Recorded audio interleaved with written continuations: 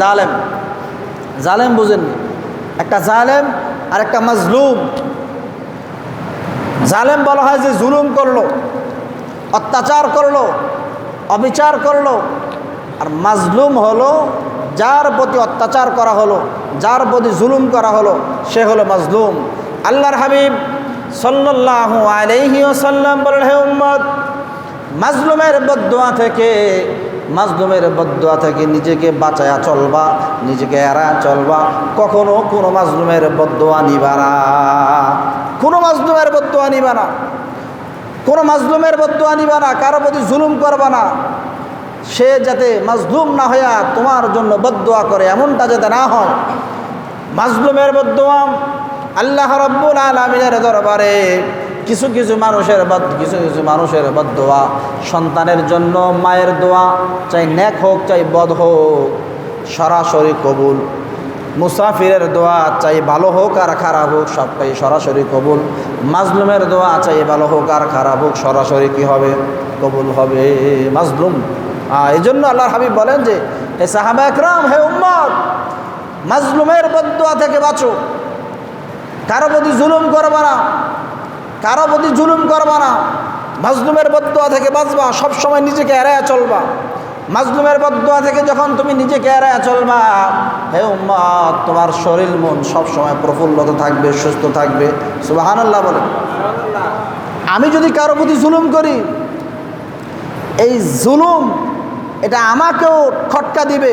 সে তো আমাকে বদদুয়া দিবি, হাঁটতেও দিবে, চলতেও দিব, খাইতেও দিবে। সব সময় সে আমার প্রতি একটা খারাপ ধারণা দিবে, বদদুয়া দিবে।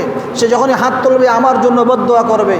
আর আমি যদি জুলুম করি, তাহলে সব সময় আমার ভিতরে একটা কষ্ট, একটা বেদনা, একটা আকাঙ্ক্ষা কাজ করবে। কি করলাম। হ্যাঁ, যদি এই মাজলুমকে যদি আল্লাহ তাআলা ক্ষমা করতে চায়, তাহলে তার সামনে কিছু বিপদ দিবে। বিপদ দিয়ে তাকে বিপদ থেকে ফিরে আনবে। এই খারাপ পথ থেকে তাকে ভালো আনার চেষ্টা করবে, ভালো পথে আনার চেষ্টা করবে। কখন? যদি তার ভাগ্যে হেদায়েত লেখা থাকে, যদি আল্লাহ তাআলা তাকে কাছে টানতে চায়, যদি আল্লাহ তাআলা তাকে ক্ষমা করতে চায়, তাকে কিছু বিপদ দিয়া এই জালেমের খাতা থেকে তাকে ভালো মানুষের খাতার মধ্যে নাম লেখাবে, যদি আল্লাহ তাকে মাফ করতে চায়। আর যদি আল্লাহ তাকে মাফ করতে না চায়, তাহলে তাকে জুলুমের আরও মাত্রা বাড়ায় দিবে, আরও জুলুম করো, আরও সুযোগ দিবে। সুযোগ আরও কি দিবে? বাড়ায় দিবে। কেন আল্লাহ তাআলা তোমার কল্যাণ চায় না, তোমার ভালো চায় না, তোমার মাফ চায় না। তুমি আরও জুলুম করো, তোমাকে আরও সুযোগ দেওয়া হবে। যত পারো জুলুম করো, তোমাকে জুলুমের সুযোগ দেওয়া হবে। কেন এত সুযোগ কেন দেওয়া হচ্ছে? এত সুযোগ দেওয়ার একমাত্র অর্থই হলো, তোমার জালেমের পাহাড়, গুনার পাহাড় যখন ভারী হবে, গুনাহ যখন বেশি হবে, শাস্তি তখন দিতে কি হবে? ভালো হবে। শাস্তি তখন দিতে কি হবে? ভালো হবে। এজন্য আমরা কোনো প্রকারের জুলুম, কারো প্রতি কোনো প্রকারের জুলুম আমরা করব না ইনশাআল্লাহ। আমি কি কথাটা বুঝাইতে পারলাম? যাকে আল্লাহ তাআলা পছন্দ করবেন, ভালোবাসবেন, সে যদি গুনাহ করে, সে যদি কারো প্রতি জুলুম করে, আল্লাহ তাআলা তাকে কোনো ভালো জিনিস দিয়া, কোনো বিপদ দিয়া, কোনো পরীক্ষা দিয়া তাকে আল্লাহ তাআলা ফিরে আনবেন। আর যাকে আল্লাহ তাআলা হেদায়েত দিতে চাইবেন না, তাকে জুলুমের মাত্রা বাড়ায় দিবেন, তাকে সুযোগ দিবেন আরও জুলুম করো। ফেরাউনকে তো আল্লাহ তাআলা শুরুতেই ধরতে পারতেন, আবু জাহেলকে তো আল্লাহ তাআলা শুরুতেই ধরতে পারতেন, আবু লাহাবকে আল্লাহ তাআলা শুরুতেই ধরতে পারতেন, উতবাকে আল্লাহ তাআলা শুরুতেই ধরতে পারতেন, সাইবাকে আল্লাহ তাআলা শুরুতেই ধরতে পারতেন। ধরেন নাই। নমরুদকে আল্লাহ তাআলা শুরুতেই ধরতে পারতেন, ধরেন নাই। সুযোগ দিছে, যাও করো, জুলুমের মাত্রা বাড়াও, যাতে তোমার আখিরাতে তোমার শাস্তি বেশি হয়। তো জুলুমের শাস্তি দুইটা, একটা হলো আখিরাতে মরার পরে, আরেকটা হলো মরার আগে। 100% আল্লাহর হাবিব সাল্লাল্লাহু আলাইহি ওয়াসাল্লাম বলেন, যারা জুলুম করবে দুনিয়াতে তাদের শাস্তি হলো মরার আগে তাদের হাত পা মুখ বন্ধ হয়ে যাবে। যারা জুলুম করবে তাদের হাত মুখ বন্ধ হবে, হাত বন্ধ হবে, পাও বন্ধ হবে, দেহ বন্ধ হবে, স্ট্রোক করবে, তাদের মাথার ব্রেইন নষ্ট হবে, চোখ অন্ধ হবে। এটা হলো জুলুমের শাস্তি। আমি যদি কারো প্রতি জুলুম করি, নিঃসন্দেহে মৃত্যুর আগেও হলো আমাকে আল্লাহ তাআলা আমার জবান স্তব্ধ করে দিবে, না হয় আমার হাত স্তব্ধ করে দিবে, না হয় আমার পাও স্তব্ধ করে দিবে, না হয় আল্লাহ তাআলা আমার ব্রেন স্তব্ধ করে দিবে। একটা না একটা স্তব্ধ করবে। এটা হলো দুনিয়ার জুলুমের দুনিয়ার শাস্তি। আর আখিরাতের শাস্তি, আখিরাতের শাস্তি, আল্লাহর হাবিব সাল্লাল্লাহু আলাইহি সাল্লাম বলেন, আয-যুলমু যুলুমাতুন ইয়াওমাল কিয়ামা, কিয়ামতের দিন জুলুম অন্ধকার হয়ে দাঁড়াবে, অন্ধকার হবে, কিচ্ছু দেখা যাবে না, অন্ধকার, এমন অন্ধকার, অমাবস্যার অন্ধকার হবে, জুলুম এমন অন্ধকার হয়ে আসবে। এর জন্য আল্লাহর হাবিব সাল্লাল্লাহু আলাইহি সাল্লাম বারবার বলে গেছেন, উম্মত জুলুম করা থেকে বাঁচো, মাজলুমের বদদোয়া থেকে বাঁচো, মাজলুমের বদদোয়া থেকে বাঁচো। মাজলুম দোয়া করতে দেরি হবে, ওই দোয়া, ওই ফরিয়াদ আল্লাহর দরবারে কবুল হতে দেরি হবে না। এখন আমরা সবাই জুলুম করি, ক্ষমতার বাহাদুরি করি, টাকার বাহাদুরি করি, অর্থের বাহাদুরি করি, শক্তির বাহাদুরি করি। আমার 10টা সন্তান আছে, আমার সামনে কে আছে? আমার এত টাকা আছে, এত পয়সা আছে, আমার বাড়ি আছে, আমার সামনে কে আছে? আমার ক্ষমতা আছে, আমার বাহাদুরি আছে, আমার সামনে কে আছে? আমি অমুক দলের লিডার, অমুক দলের সন্তান, আমি অমুক দলের একজন সদস্য, আমার সামনে কে আছে? আসো। এই যে বাহাদুরি, শরীরের বাহাদুরি থাকবে, অর্থের বাহাদুরি, সম্পদের বাহাদুরি, টাকার বাহাদুরি, জাগার বাহাদুরি, শরীরের বাহাদুরি, সম্পদের বাহাদুরি, হাতের বাহাদুরি, দলের বাহাদুরি, সব শেষ।